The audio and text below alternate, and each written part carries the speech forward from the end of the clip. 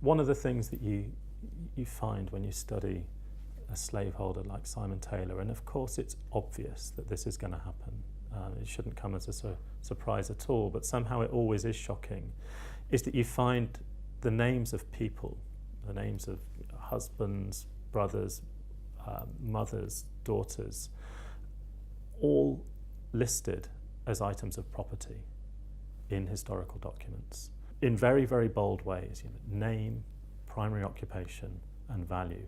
And always that has an emotional effect on you. How could it not? And it reminds you that studying a topic like slavery is something that you can never do dispassionately. You can never do without having that sort of connection with it, and remembering that this is an atrocious thing that was perpetuated against people. So that's one of the things that I always find shocking and surprising about doing this kind of work on a figure like Simon Taylor, who perpetrates that system. Another thing that you find with studying Taylor and the system that he imposed upon these people is that it worked often in quite complicated ways. And so a central part of this is violence, fear and intimidation. Slavery, of course, is predicated on those things, but other techniques as well are part of the armory of slaveholders.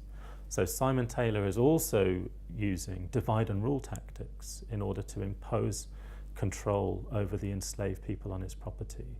And you can start to see this in the kinds of material that he leaves behind, the letters that he wrote and the documents relating to the enslaved people on his properties.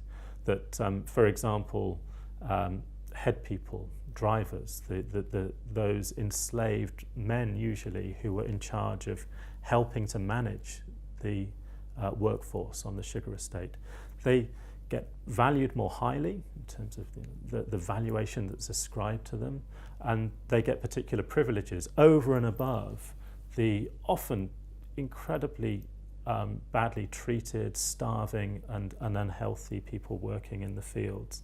And you start to realise that part of what's happening here is divide and rule, that one of the ways in which a slaveholder like Taylor controls slaves and squeezes work from them is by dividing them and ruling over them using those kinds of techniques.